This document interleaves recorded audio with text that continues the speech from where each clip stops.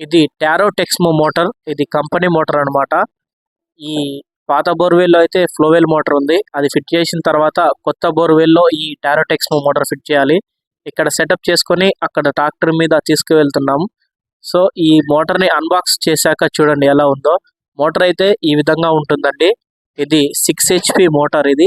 10 stage అన్నమాట దీని pump వచ్చేసి. ఈ మోటారు 40,000 పడింది. ఇది చాలా కాలం రిపేర్ రాకుండా ఉంటుంది. ఈ మోటార్ అయితే ఇప్పుడు ఫిట్ చేసాము. చూడండి ఎలాగ పోస్తుందో.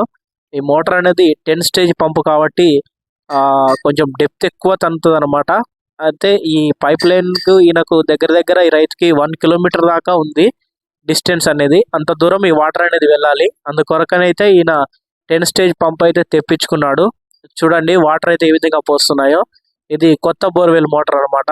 నా ఛానల్ ఎవరైనా చూస్తున్నట్టయితే ప్లీజ్ లైక్ చేయండి, సపోర్ట్ చేయండి. నా ఛానల్‌ని సబ్స్క్రైబ్ చేయండి.